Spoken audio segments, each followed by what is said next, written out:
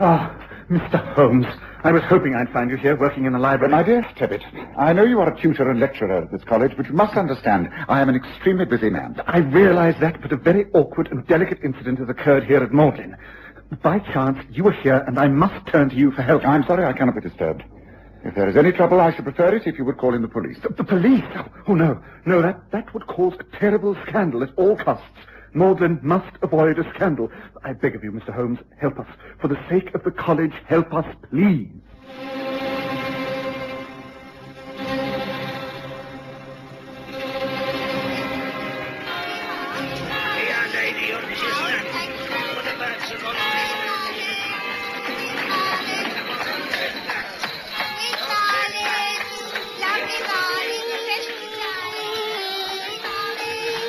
We present the Stories of Sherlock Holmes.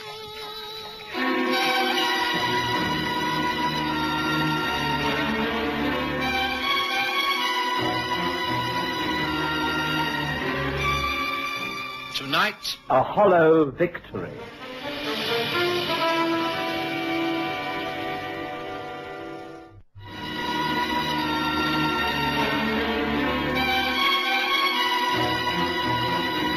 It was in the year 1892 that Sherlock Holmes and I spent some weeks at one of the great university towns. We were residing at the time in furnished lodgings close to a library, where Holmes was engaged upon researches into early English charters. It was whilst he was busy with his research that Frank Tebbit, one of the lecturers at Magdalen College, burst in upon him. A gaunt man of excitable character, he was even more agitated than usual. I must explain, Mr. Holmes, that tomorrow is the first day of the examination for the Hamilton Scholarship. I am one of the examiners. Today, at about 3 o'clock, the proofs of the examination paper arrived from the printers. I read it carefully, as the text must be quite correct, a large part of it being passages in Greek to be translated. There must be no printer's errors, you see. Quite so. At 4:30 p.m., I left as I had an appointment to take tea in a friend's room. I left the proofs on my desk. I was away for little more than an hour. As you know, our college doors are double, the green baize one within and the heavy oak without. As I approached my outer door, I was amazed to find a key in the lock. But it was not my key. I knew I had not been so careless. My key was still in my pocket. Nevertheless, there must have been a duplicate. Who carries it? Oh, my servant, Jackson, who's been with me for 10 years. His honesty is above suspicion. Have you questioned him? Yes. I met him in the corridor and discovered that the key was indeed his. He had come to my room to ask if I wanted to take tea, and he had very carelessly left his key in the door when he had left a few minutes later. Of course, in ordinary circumstances, it would not have mattered. And what are the examination papers on your desk? Oh, the moment I looked at the table, I knew that someone had been in there. The proofs were in 3 long slips. I'd left them all together. Now I found one on the table, one on the side table near the window, and the third upon the floor. Tell me, Tebbit, is the scholarship a valuable one? Very. There is a lot to be gained by getting it, including money. Jackson entered the room with you. What was his reaction to all of this? He nearly collapsed. I had to seat him in a chair and give him brandy. He was so upset to realize he'd been the cause of such an outrage. Did you examine the room? Yes. While Jackson was recovering, I tried to be thorough. I found evidence of a broken pencil, the tip of some lead near the paper on the table. Ah, excellent. Continue. Then a definite cut, about 3 inches long, in the red leather surface of my new writing desk. Both Jackson and I are sure it wasn't there before. Ah. No, that is not all. I found a small ball of clay with specks of sawdust on it. I'm convinced that these are clues left by the man who entered my room. Very interesting. Yes, well, of course, I see your dilemma. If the culprit is not found, then the examination will have to be postponed until fresh papers are prepared. That would call for an explanation and could create a scandal that would naturally reflect upon you, the college, and indeed the whole university. That is it exactly, Mr. Holmes. Please help me to settle this matter quietly and discreetly. Very well, I will look into it. Oh, thank you, thank you. Now, before you go to your rooms, just a few questions. Yes? Have you had any visitors in your room since the papers arrived? Only one, I think. Raoul Chabra, a foreign student. He lives in the block. He came to ask certain questions regarding the examination. Is he one of the entrants, then? Yes. And the papers were on your table while he was present? If I remember correctly, they were rolled up. Oh, nevertheless, he might have recognized them as printer's proofs. Possible, though unlikely. No one knew they were there, not even Jackson. Where is Jackson now? I left him recovering in the chair in my room. I hurried straight to you. Well, then it amounts to this. Either this student, Shabra, recognized the papers and is the guilty party, or whoever tampered with them came upon them by accident. So it seems to me. Yes, well, we'd better go over there. Would you care to come along, Watson?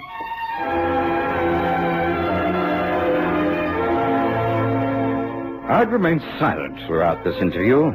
I was useful to Holmes when there were medical matters that needed attention, but this was purely academic. However, not wanting to appear uninterested, I agreed to walk over to Mortland with them. It was nearly dusk when we reached Tebbett's rooms.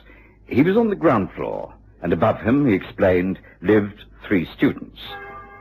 Holmes stopped and, standing on tiptoe, peered in through Tebbett's window.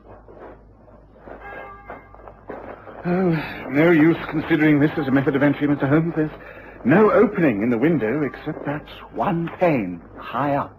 Well, if there's nothing to be learned out here, we might as well go inside. This way.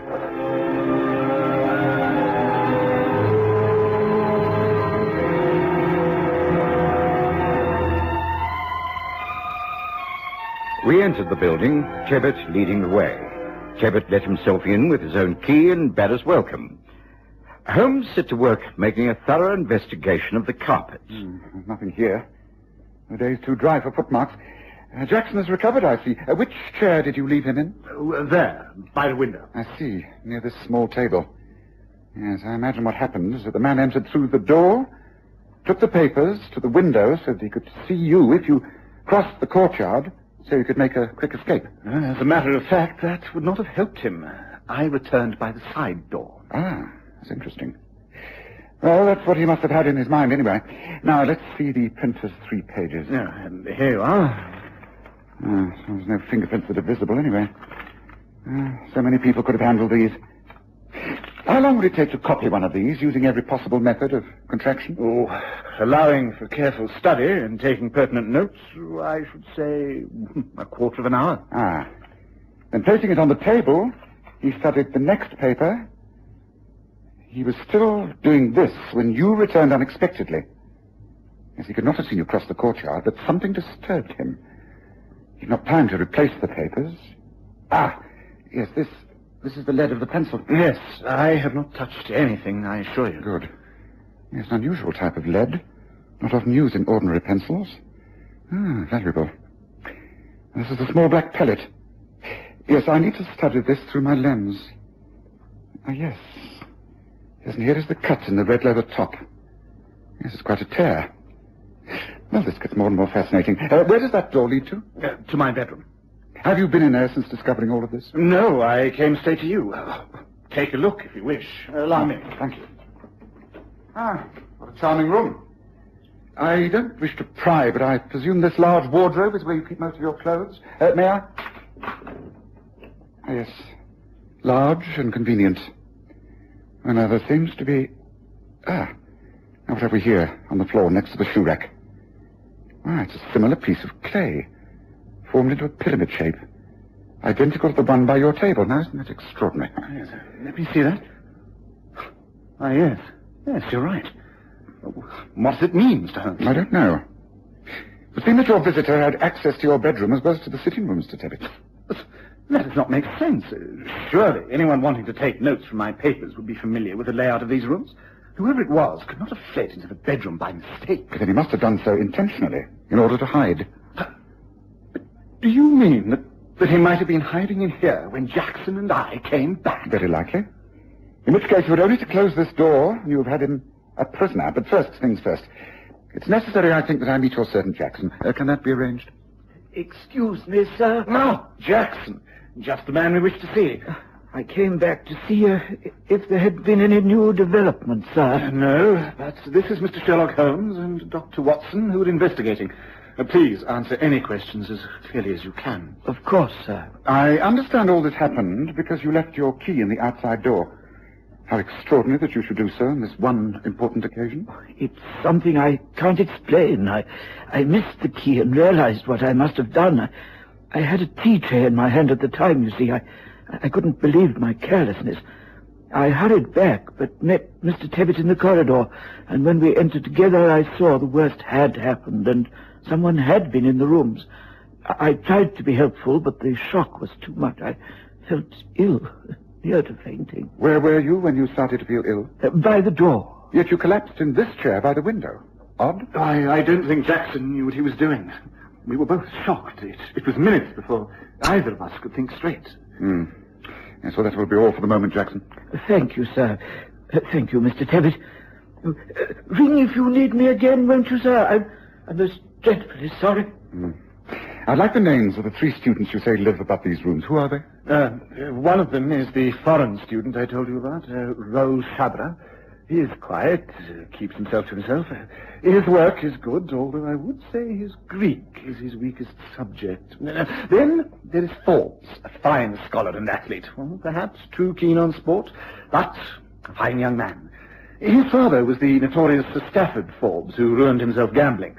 The son is poor, but should do well. I see. And the third? Harland McBride, brilliant, one of the brightest intellects of the college, but wayward and unprincipled. I know what your next question will be. Which of the 3 do I suspect? Oh, I can't answer that. I'm glad, because I wasn't going to ask you anyway. But I was about to suggest a quick stroll outside in the courtyard before it becomes too dark. Shall we go? Holmes led us out of Tebbit's rooms and back to the courtyard. It was not quite dark. 3 yellow squares of light shone above us. The 3 students were spending the night before the exams in their rooms. Shadows moved across the blinds of one room. Is Raoul Chabra pacing the floor? An occasional movement came from Forbes's quarters. From the 3rd window, there was a bright light, but no sign of activity. Holmes suggested that we make some excuse and call on each in turn. Tebbit thought it could be arranged and led us up the ancient staircase. At Raoul Chabra's rooms, we were welcomed a trifle coldly. Please to come in, Mr. Tibbet. Sorry to interrupt, but these are friends of mine who are looking over the college. This is Mr. Holmes and Dr. Watson. How do you do? How do you do? I am pleased to meet any friends of my tutor. Oh, thank you. I'm interested in the internal design of these buildings. They're very well appointed, are they not? I find it very comfortable here. Please to look around. Oh, I'm pleased to see that you're not doing any last-minute studying, Chabra. That shows confidence. I do not feel confident. I am greatly worried. I am very nervous. I am lost to know how to spend this last night before the examination. You have an examination tomorrow. I'm so sorry. We did not know. Shall we move on, Tebbit? Good luck tomorrow. Good night. Good night. Good night.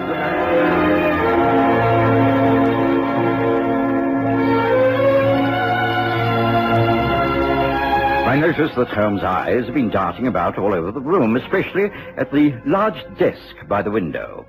Raoul Chabra seemed a mystery. Courteous and well-dressed, he could have been thinking anything as he bowed us from his rooms. We went up another floor, and this time called upon Julian Forbes. Pleased to meet you, Mr. Holmes. Dr. Watson. How do you do? Come in. Make yourselves at home. I'm afraid I have nothing to offer you in the way of a drink. Oh, that's quite all right. We're just making a brief tour of the college. If we accepted everyone's hospitality, we'd be here all night. However, it is very pleasant to meet you. I understand you have an important examination tomorrow. And may I wish you the very best of luck. Oh, thank you. I hope I will do well. I have worked hard for it. Oh, I'm glad to see you're so relaxed, Julian. Get an early night and do well. Oh, I shall try. Thank you for your good wishes. Good night. Good night.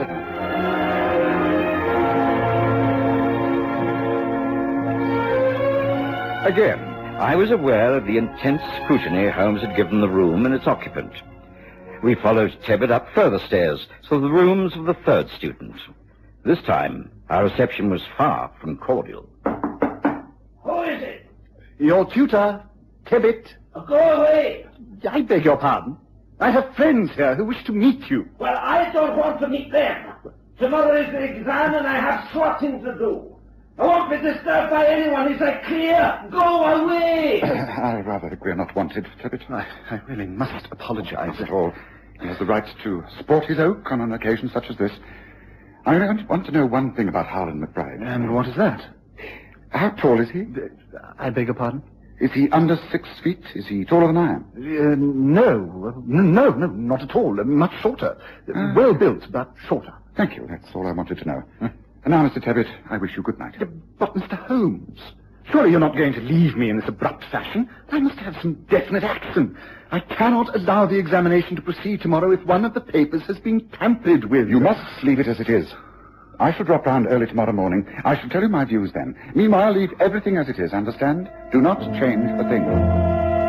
Holmes remained quiet as we made our way back to our lodgings. He said good night shortly after dinner and did no more work on his studies.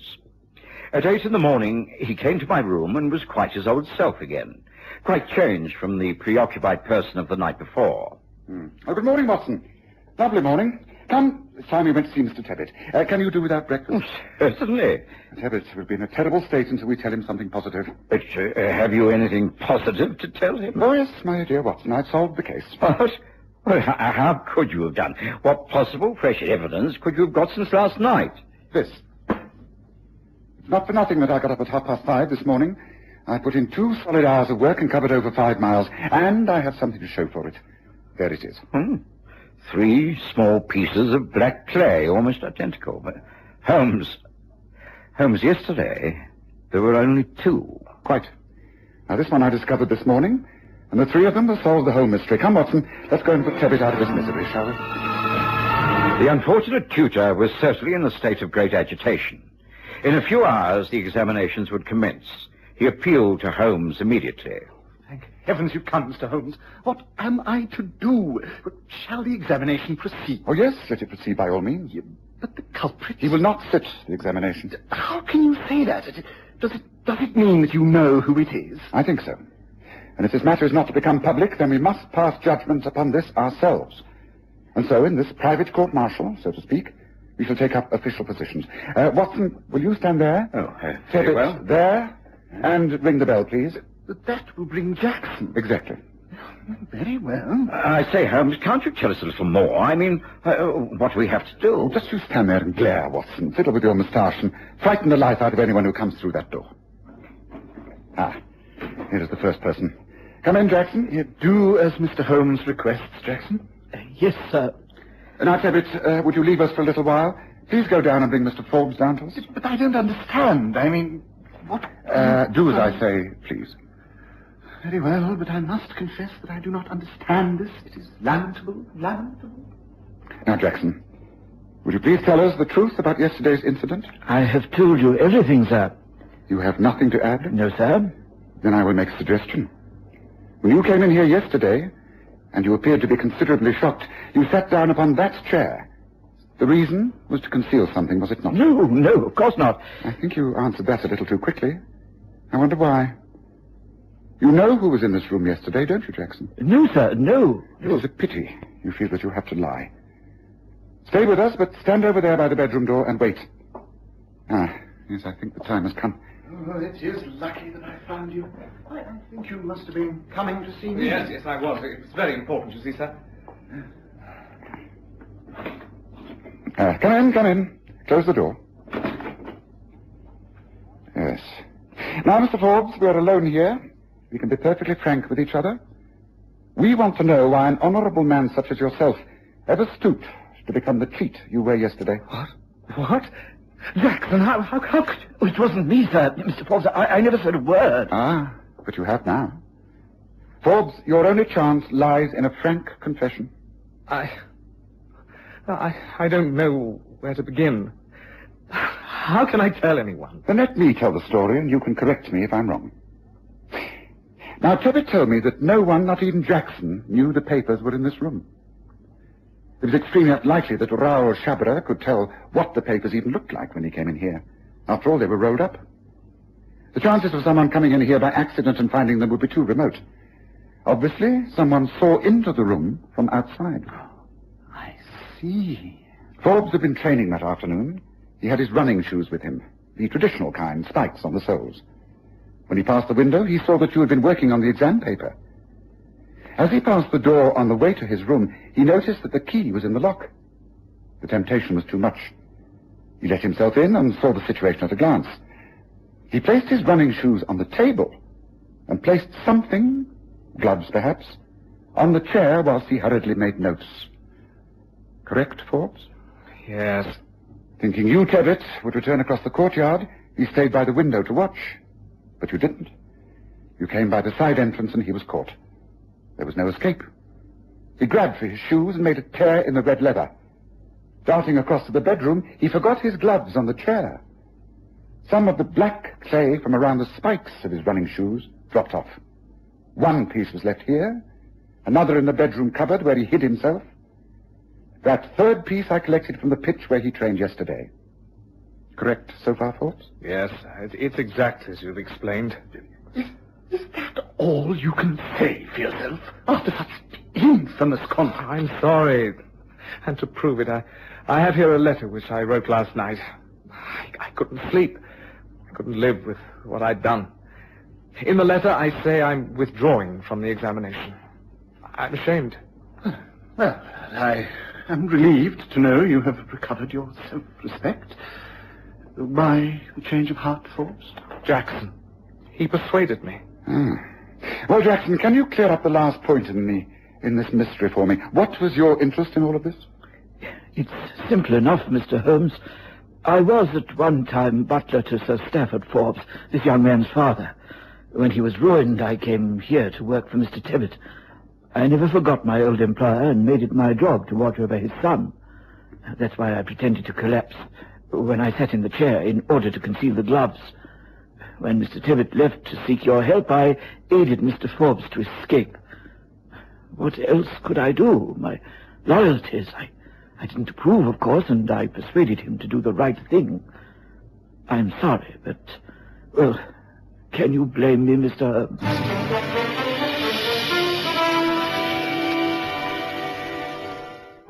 There was silence in those rooms at Magdalen College. Forbes looked down at the floor. Tebbit stared out of the window, and Jackson slowly left the room. Holmes said, Well, Watson, I think that clears up the matter. Breakfast awaits us. Goodbye, Forbes. You have fallen low. In the future, see how high you can rise.